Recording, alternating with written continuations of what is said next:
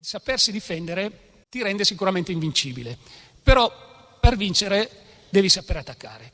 In May 2024, Bayern Leverkusen was the invincible team in Europe, but Gasperini knew how to attack Xabi Alonso's machine.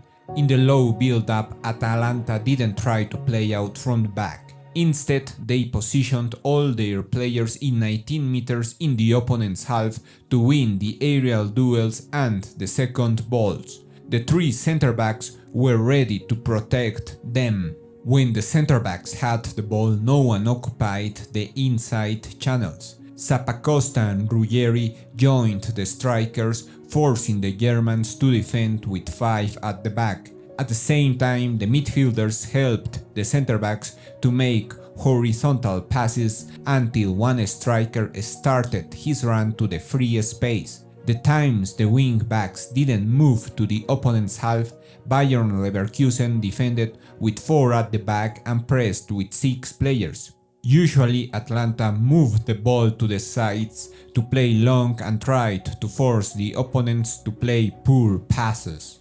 The first goal came after a corner kick from Lookman. The ball ended on the other side with a 3v3 situation. In the box, Atalanta had numerical inferiority. Thus, Zappacosta moved away from his mark and ran to the space. In the box, all the players were covered, except Lookman, who was running to the second post. The defender never looked back and Lookman anticipated him to score. However, Atalanta's defensive approach was the crucial tactic to beat Leverkusen. When they pressed with 7 players, the 3 center-backs covered them and had numerical superiority to anticipate and protect the spaces when the pressure block was surpassed. Atalanta used the man-marking tactic, therefore even Leverkusen center-backs were pressed. The times a defender tried to support his teammate leaving free to his assigned man, the strikers and midfielders were aggressive to reduce the spaces to force the opponent to make a mistake. The times Leverkusen moved the ball to the sides, Atalanta covered the passing lines with 6 players, forcing the opponent to play long. The center-backs usually won the aerial duels. When Alonso's side played short and one player was able to overcome his marking, Leverkusen advanced smartly, creating triangles in the central channels and moving the ball from the left to the right. This created spaces in Atalanta's defensive line to play through passes and arrive at the final third. When the opponent's goalkeeper had the ball, Gasperini's side was aggressive, because they pressed with 6 players in Leverkusen's Zone A, leaving 4 players in Zone B to have numerical superiority and anticipate the passes in this zone. The man-to-man marking was also crucial in this phase, because when an opponent received the ball facing to his goal, his marking was more aggressive, forcing him to play backwards. But as the possible receptor was also covered, they lost the ball many times. For the second goal, this approach was crucial. Atalanta was covering the passing lines with 6 players, while one German striker was dropping back to create a space for his teammate. Therefore, the goalkeeper played long, but the striker played a poor header and the ball went to Lookman.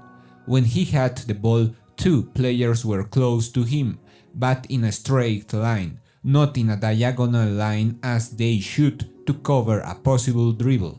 Lookman detected it and the space behind them. Thus, he dribbled and had the space to shoot. In their half, Atalanta covered well the spaces between the center-backs and the defensive midfielders.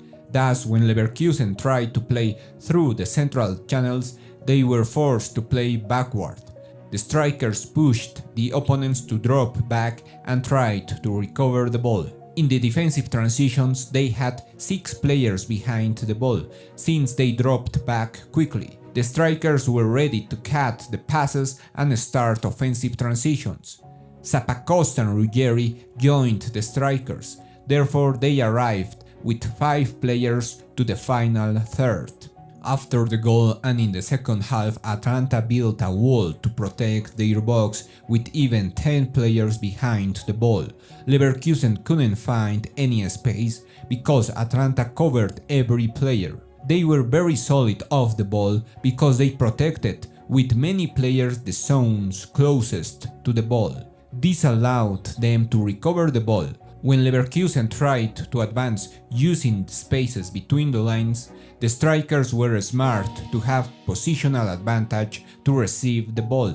Lookman didn't attack the space, instead he kept a distance to his marking. Thus, when he received the ball, he attacked the opponent and made a dribble to shoot with his weak foot and scored. Leave your thoughts about Gasperini's tactics. If you enjoyed the video, leave a like and thanks for watching.